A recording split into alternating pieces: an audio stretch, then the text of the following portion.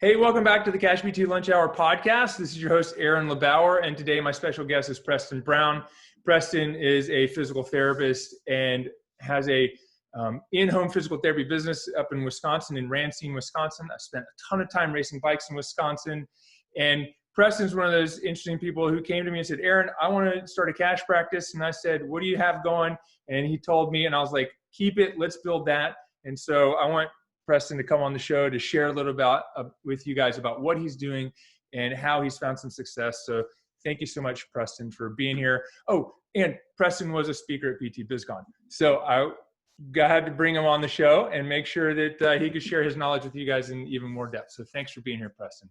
I appreciate it, Aaron. Yes, and I appreciate the opportunity. PT BizCon was awesome, and being on the podcast is even better. So thank you. Awesome, man. Well, would love it if you just share with people a little bit about how'd you get started in this whole physical therapy thing anyways? Do you have was there something that you experienced growing up where you're like, I'm going to be a physical therapist. I know that's what I'm doing. Absolutely, my friend, because I tore my ACL in high school playing basketball. And what I did is I was going through rehab, and at the time I didn't understand it. I was with a student majority of the time. My PT was actually doing other things. I was with the student. Student was actually from Madison, Wisconsin, or UW, Wisconsin. Mm-hmm. And that's where I ended up going for PT school. And what I did is I wanted to help people, become better. And at that time, I thought I would work with athletes primarily. And lo and behold, I'm here now. I'm working with athletes who are 65 and over, right, and making them better as ever. So, yeah. That's awesome, man. So what sport did you play? Were you like soccer, basketball, something? Yeah. I was basketball, track, volleyball, and then primarily basketball is what I did. So were you playing basketball when you tore your ACL? Yep. Was that it? Yeah, it was. This is a crazy story, but it was senior year. I was going up for a layup, end of the practice. We had a first game and tore the ACL. Oh, man. So did you miss your whole senior season? Whole season. Out. Wow. And I guess that took going to Duke to play basketball there out of the picture. Exactly, man. And I was actually on varsity all 4 years. So that was my senior year. I was pumped for it and prepped all summer. And yeah, there you go. So how do you think, looking back, how'd that experience affect you today? How has that affected you? And do you think, has that changed the way you look at problems or obstacles and challenges, something like that? Absolutely. What it has done for me, first off, it makes me understand the patient relationship that I have with my patients and clients. It helps me, first off, have a mindset that if I put my mind to it, I could get back to doing what I loved. And at that time, I thought we were going to go to state and we were going to be in the finals, and then I would come back and play. But unfortunately, we didn't make it there, so wasn't cleared to play. And so it helped me with tenacity, I would say. Yeah, awesome, man. So you graduate high school, you go to college. Did you go straight to PT school? Did you do anything in between? Straight to PT school. Yeah. And were you, when you graduated, did you just go out and get a job? Did you know you wanted to be a business owner at that time? What was that journey from PT school to, owning your own business? Well, it was a journey with Madison's platform. Basically, we did a lot of continuing classes, and obviously we did our clinicals. But when I was there doing the clinicals, I did rounds in ortho, I did rounds in skilled nursing, and I did rounds in also geriatric outpatient type based facility. And I realized I loved doing my job, but what happened was I got a job as an outpatient PT. I was overworked. I had a lot of demand. I had documentation. I had a lot of things going on with that. I felt exhausted, got another job and I was more on my own. So I did a Mhm. lot of independent stuff. My boss was very nice about that. She let me do what I wanted to do. But then I realized that I could probably do something like this and help people more. However, the company I was working for at the time, they didn't want me to do more. Like, say, if I discharged someone, they didn't want me to see them Yeah. and continue with them. They just wanted me to cut that relationship. They wanted me to continue to see more people, more income, more productivity standards. I thought it was like treating a person like a person. Some people wanted to come back into the therapy gym just to do exercises. And I thought Mhm. that was cool to do, but they didn't like that idea. Right. So I started to look into starting a business. And yeah, Mhm. I started off, as a solo provider. Yeah. So what was your, like, when you started business, were you doing it on the side while you were working full time, or do you remember like what was your first like step that you took to start doing that? Yeah. So what I did is I started researching uh, way too much. Right. I shouldn't have done as much research. But what I did is I started researching. I ended up quitting my full-time job. Mm-hmm. I started with other part-time jobs that I already had. I worked full-time and then I had other part-time jobs. So Okay. I just bumped up the as needed PRN jobs and I started my own thing. Yeah. Awesome. And did you start just going to people's homes doing training or physical therapy, or because right now you've got a business that you're, I think, going to some people's homes, but doing a lot in facilities and that kind of thing. So like, how'd you get started, and tell me about like where'd that lead you to where you are today? Right. So what I did is I started contract. I was doing Mm-hmm. contract work, and that was in skilled nursing. It was also in facilities, and it was, when I say facilities, I mean like assisted living, independent living, Mm-hmm. senior facilities. Also, I was contracting with outpatient facilities as well, and then I started doing home health and as contract. So Yeah. it was primarily all my business, but what I did is I started to realize that the flexibility of being able to go to people's homes or on site, it just meshed well with how I was living my life at the time Yeah. and schedule. So Yeah. yeah. So did you start basically working as a contractor for other companies, and then start kind of making your own contracts with places? Is that what you're Absolutely. So saying? yeah, I did all through my own business at the time. So I did all the contracts. We set everything up. But what I did is I started to get people who knew word of mouth and they knew me. So then what Mhm. I did is I started getting contracts with insurance companies. So I had contract business with agencies or facilities, and then I had contracts with insurance companies. Right. So, Right. Awesome. mhm. And you got a couple kids, right? They're like what, 4 and 6-ish, something like Two, that. 2 and 4, yeah. 2 and 4. Okay. Hey man, they can't grow that fast. I mean, for kids, I always estimate old. For adults, I always estimate way young. But they look like they're 4 and 6. That's how Yep. they're 90th percentile Wow. for height. Wow. Yeah, they're Yeah. huge. One of my daughters is like 85th percentile, tallest in her class. The other one's like 100th percentile.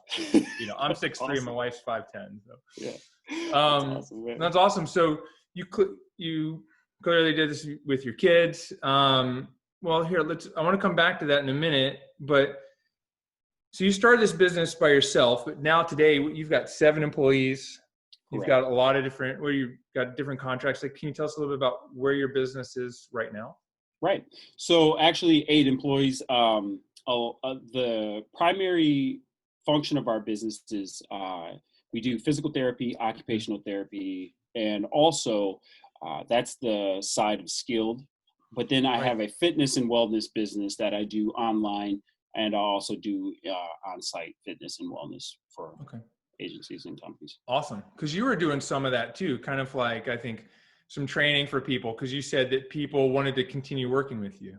Right. So can you just tell some of the listeners about how do you do that in your business? How do you differentiate between training and physical therapy? And what are some of the programs that you're offering people? Awesome question. So when you differentiate between physical, skilled PT, and then wellness fitness services, I myself came up with a tree, so to speak. So it's a flow chart. If this person meets this criteria, then this person is going to go down that side of the flow chart. If they don't meet that criteria, then they go on this side of the flow chart. Some of this comes from insurance companies. What they dictate is as medically necessary. And also too, some of this is from individuals, what their goals are, where they are in function and things like that. So it's not always cut and dry, but it's something that you can do if I'm talking to other PT providers out there, you can do it. It's just the point of, I like things to be nice and neat, so I set a flow chart up. How do you, is there some way that, like, one of the easy markers on the flow chart or easy ways to identify whether someone, like, this is fitness and wellness versus this is physical therapy or occupational therapy? Absolutely. So if PT and OT, if someone has an injury that they can't do certain things, like they can't put their shirt on, they can't do cooking meals, they can't do things like they normally did before, going up and down stairs, getting out to the community. Those things constitute typically as medically necessary. Fitness and wellness, if it's something that isn't skilled, meaning that you're just helping someone continue what they're doing, a program that you already designed with your skilled PT knowledge. They're just doing it. Say a caregiver, someone that you would normally train to do, and it's not a skilled service, that's something that you could do as fitness or wellness, at least depending on the situation, obviously, but that's how we design it. Okay, awesome. And you guys are doing some of the fitness wellness in person and online, right? Correct. What's the difference between those two kinds of programs, or the different services or reasons people enroll in those? Yeah, so in person, sometimes people want attention, one-on-one care, meaning they want us just to be there. They want us there. I also have group exercise programs that we do. And what I did during this uncertain time is I developed, since we can't congregate in groups, I developed an online program. So I help people in that online program, and also individually, if they need help, we discuss that. Awesome. What's your online program like?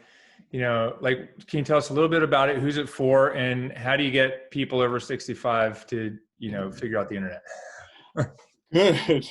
You know what, man? Some people are great at the internet. They're over 65. That's one of those myths, myth busters, is that, man, I'm like, wow. But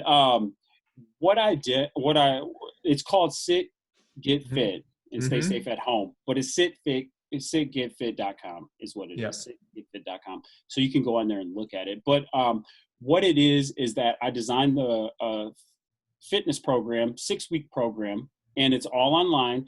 The thing is the platform I used is specifically designed so it's easy to use. And I created, when people join, they get videos on how to do it. I created PDFs for them. So it's like screenshot of click here, tap here, there. So it's, awesome, I created it with that in mind. Because maybe it's like, my dad's 85, so maybe it's over 80, but he's, like, my uncle posted some like Facebook Live video last week, and it was just his forehead of him looking at his phone, and it's just like, you can, it was up there for days. It's like, you can delete it, it's like the third time he's done that. But I say some people are right. Some are like, I'll talk about my family. My mom, she was like, she called it Facebook, MySpace and Facebook. She's just one that is not about, technology. However, she's gone through the program, and I showed her how to use it. That's awesome. Dude, what was that movie with Owen Wilson and what's his name? And they were talking about they were interviewing. It was like The Intern, right? They were interviewing at Oh yeah, Google, sure. and they called it On the Line or something like that. I imagine Exactly. that, Yeah. right? But MySpace. I will say, look, I'm Gen X, and I'm in the younger end of Gen X, and there are people my age and younger who can't use the internet, can't download things, and I mean, Absolutely. that's a barrier, isn't it? It is a barrier. And what you do when you're coming up with a program, and I'm going to just say, man, somebody that has great knowledge that's sitting on the other side of the screen right now, or on the side of this microphone, Mr. Aaron LeBauer told me, hey, man, you have to talk to the people, build it for them, or get what they want, and then you build it. So ask them. I went to my audience and I asked them, what is it that you need? What is it that you want? And a lot of people don't want a lot of bells and whistles. So you don't have to put all that stuff in there. They just want simple stuff that they can tap on. Or I actually am creating a DVD for this. Wow. Because some people said, hey, I would rather, I pop it in DVD player, or my mom, doesn't want to use the tablet. She'd rather use the DVD player. Yeah. Cool. Yeah. Awesome. We create a DVD. It was good. DVD and a couple tapes. Don't forget. And leg warmers. Right. That's awesome, man. Well, it's interesting. And I mentioned this in the intro of the show. And I remember we first chatted about a year ago. You were like, hey, Aaron, you were working by yourself. And you're like, hey, I want to move this into a cash practice because I want to simplify my life. I want more time with my family, and I think I told you, I said, look, you don't need to do that. Can you tell me like why did you think you wanted to move into a cash practice, and what did you think when I told you like not to do that right away? Well, the honest answer was, that's interesting. Why wouldn't you think that would be a good idea when you are a cash PT guru, right? And you're a person that has done it for so long, and thinking to myself, I'm like, why, that's like almost like going to a Mercedes dealership and you're trying to sell them a Ford. No, you're trying to sell them the Mercedes, right? So I was just kind of stepping back. But then that's one of the things I instill in PTs I work with coaching too. Like, you have to be flexible. You have to also be a learner, and you have to think about that. But the biggest thing I thought at that time is I was having issues with insurance because, they dictate a lot of things. And we all know that there's a lot of different barriers with insurance. But the thing is that what you helped me do is you helped me design something that gave me the time back so I could do the things I want to do. And that was the key, because I was doing everything. Yeah. And I mean, it's good to know, all the things I know. However, there comes a time when it takes a toll on you. And that's why I needed to get out of there and out of that space and get into a better space. What's the number one thing that you did that gave you back more time? What I did is I worked on myself. Yeah. And then what I did is I worked on myself, because that helped me get the energy I needed to do what I needed to do. I'm going to say part two of that answer is I hired people to help me do the things I do. And the 7/8, because I have a part-time person now, that person or the rock stars that I hired, they are better than me. Right. Because we created a culture, we go to people, we help people, and that's what we do. That's the first thing we do, is we just help. So that's awesome, man. Yeah, man. That's awesome. Like, I know there are people out there, and I was one of them like 7-8 years ago. I was like, I'm never going to hire someone. Like, it's, too much risk, too much work, or something like that. Like, did you ever have that kind of feeling? Or were you just like, no, I got to do this? I mean, all right. So let's step back. I started my business in 2011. Yeah. It is 2020. And I hired them in 2019. Right. 8 years of doing that to myself. Yeah. I was scared. I was afraid. I was nervous. I was going to spend a whole bunch of money and not know what to do. I wasn't sure of myself that I could help people be better. I wasn't sure how I could help people become better. Yeah, it was a big fear. But what I did is I worked on myself to build that confidence, to build my expertise in how to manage and help people become better. Dude, that's awesome. Yeah, that's what we do as PTs. Yeah. Yeah. What's the number when you say I worked on myself? Like some people are probably like, I don't know what the hell he means. Like what do you mean by that? Like what's the number one thing that you did or thing that you changed or mindset thing that you learned? Yeah. So what I did is I started to realize what I was saying to myself was a lot of self-doubt. All the things I was just saying before. I wasn't, or I can't, or I'm afraid, because that was the key. At that point in time, when I started my business, I wasn't sure how I would get referrals. Now, today, I don't worry about that, because there are ways we get referrals, and that's how you build yourself up, because you create a culture. The other thing is that when I was talking to myself so, depressingly, it was just something that I did not realize I was doing all the time. And then my health, I wasn't taking care of my body. I wasn't doing the things I needed to do. Wasn't spending time in relationships that I needed to, like with my family. And especially when the kids came, because I was working in my SoloPT business prior to when the kids came. And it was manageable because, I was doing it without the kids there. But then when I have two beautiful children that want me to be there, and I need to be there for them and my wife and my family, then I had to do something about that. And that's where I started to work on myself. Yeah, that's awesome, man. Yeah, I know, like I've had similar things where it's like, for me, it was putting myself around a few different people and I could see myself in them and go, wait a minute. I'm telling myself, basically it's the negative self-talk. I'm telling myself I shouldn't be doing these, things, but like these other guys are doing it. And like, I'm just like them. It's like, okay. And yeah, you've got to do that every day almost. Right. Like I've got a reminder I set to come up about every 3 days. It says, you are a fucking badass. Which you are. Right? Oh, thanks, man. That explains it. But it's like, I just need, like some days we need that, right? The negative stuff comes through the filter a whole lot easier than all the positive stuff. Definitely does, man. And yeah, I was going to say, and like with like anything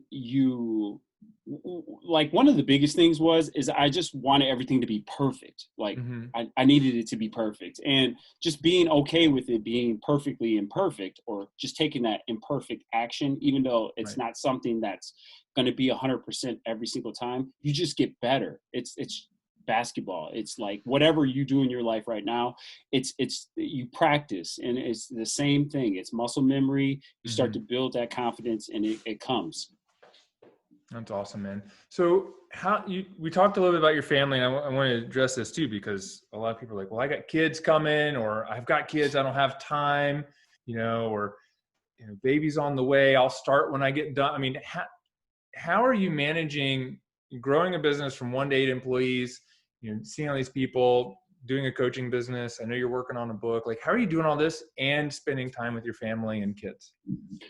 What I do is I schedule things. That was a big thing. And what you have to try, if you are someone who has kids or planning to have kids, you have to be okay. If you're someone who needs the house to be tidy, you have to be okay to let it go a little bit. Or you might have to let some things go that don't necessarily matter, that you might think matter before children, because I'm speaking about myself before I had kids to after.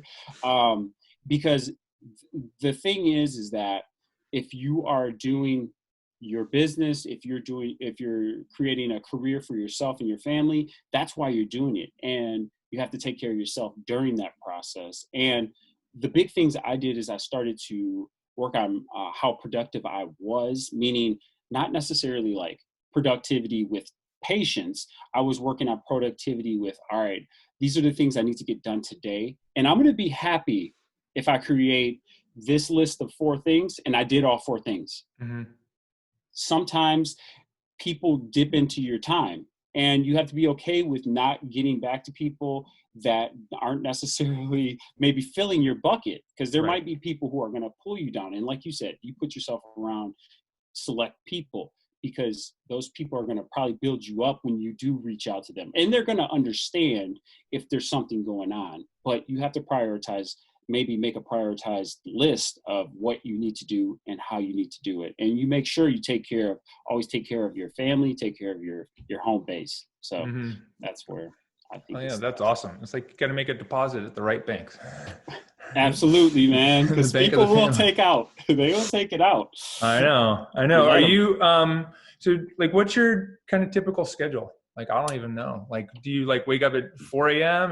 Like is it different now than it was, earlier in the year before the corona came? It is different. So last night I was up at like 2 because of Avery crying. No, but I mean, the thing is that kids do make it change. And with everything being at home, my wife, Nestle, she's at home with the children during the day. So my typical day is usually around between 5 and 5:30. But we try to get to bed early and try to get the kids down. However, with summer, it's creeping in. So they want to stay up. Isla's saying it's still bright outside. She can't go to sleep when it's bright outside. So, those types of deals. However, my schedule starts with drinking water. It starts with the same routine, because I found in my development that making a routine helps. It's just like if we go to a basketball analogy, you play basketball, Aaron. Yep. You go to the free throw line, or you're prepared for any event, you probably have a routine. And you go to the free throw line, you run through your routine, because if you run through that routine, most likely you're going to make the free throw. And just go through that routine. So it's just a routine that I developed for myself, and it's something I do because I'm like, hey, I did that. I accomplished that already. It's like that thing when you accomplish one thing, or you get someone to, you're trying to help someone, you say, okay, they say, yes, I can do that. Yes, I can do that. I had 2 glasses of water. Yes, So I start to build that stuff up, So it's like you start your day with some quick wins. Absolutely. Right? Yeah. What's the number one? What's your quick win? Like, what's an example of what was your win this morning, or is there one that you do every morning?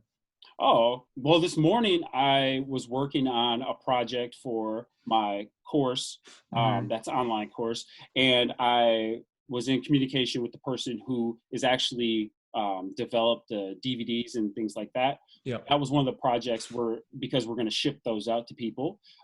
So what I did is I got up, I communicated with him. He is going to work on that. He's going to smash it out by the end of today. Right. I also followed up with my accountant, because today is tax day. And just to make sure everything is good, I don't need to do anything. Everything is perfectly fine, he said. So those were the 2 big wins I did right away today. I myself, and you helped me with this, is that I have a little journal, and I kind of create a few things at night. So when I end my work day, that's what I create, that list, and that I put that on my chair. So when I get to my desk, those are things I knock out in the morning or throughout the day, and I make sure they're done. Yeah, that's awesome. And when do you do like do you have like a time of day where you do like your deep work, where you're like, okay, I got 2-hour block to go deep on something? And let me back up and just say, like, some of these quick wins are things that probably didn't take you a lot of time. It was just saying, hey, here's my expectation is I'm going to make these phone calls, right? Correct. And then there's probably deeper work where you might not get a lot of things done or complete, but you'll do a lot of work. Is there a different time of the day that you do that?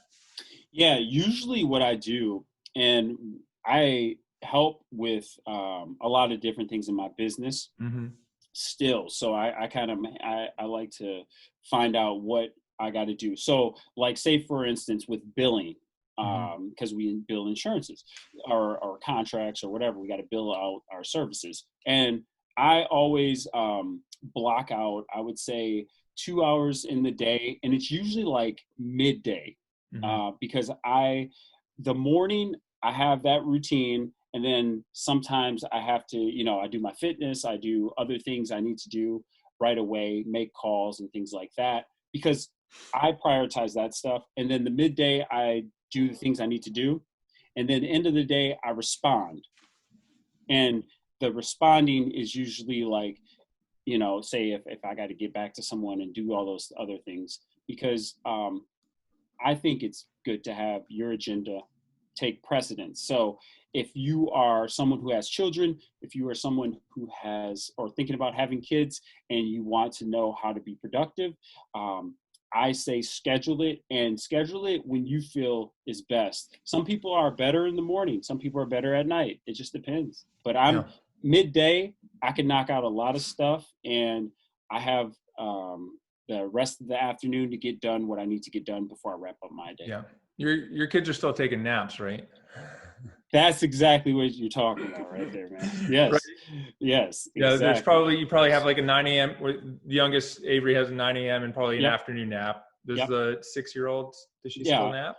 Yeah. Isla. So 4, man. She's 4? 6. Oh, she's but they're 2 and 4, right? Yes. There you go. Yeah. So Isla, she has no napping at home policy. Only when she goes to daycare or to the sitter. So yes, she just doesn't. But she has downtime, and that's when I knock it out. Because I was just thinking about that. I was like, middle of the day. I was like, because my deep work is like as soon as I get to, you know, I get some wins in the morning before everyone wakes up, make my bed, you know, fire back a couple things, you know. But then I come in at like 9:30 to 12 is when I can really kind of hunker down and get some of that work. But I couldn't do it during that time when my kids were younger. Now that they're older, you know, so it shifts around for me a little bit. So I just think what you shared is awesome. And, you know, I'm like, well, yeah, for me, it's like shifted, but everyone has that time where like they're most productive. Absolutely, man. Right? And like you said, I think you got to think about it that way, because productivity is interesting. You're working on stuff, and maybe you didn't complete the actual project, but you did put that work in. So that is work. Yeah, it is. It's awesome. So it's tough to sometimes, I think, go from treating people and you've got one person every 20 minutes or 30 minutes. You're like, hey, I'm done, to saying, hey, I've got this project that's going to take me hours or weeks, and it not feeling like you've ever finished it, right? Because you spend so much time on it. But it's a different mindset shift from that's probably one of the pieces from being like an employee to a business owner. And I think, you know, if you would love it if you share, like, how did you change from mindset of like, hey, I have my own business, to self-employed, to like actually like being like, how do you say like, now I'm business owner rather than, hey, I have my own job? Like what was that change for you? What is the big difference? I think the big difference is understanding my responsibility. And sometimes it's challenging to offload or delegate, and even try not to do as much because you're used to doing a lot if you are someone who already has a practice. So the mind shift change was that I had to help people become better. And by helping them become better, what that's going to do is going to help them in life. It's going to help them in our business, but also too, it's going to help me not have to feel like I have to do so much and be so overwhelmed. And that was the mindset shift.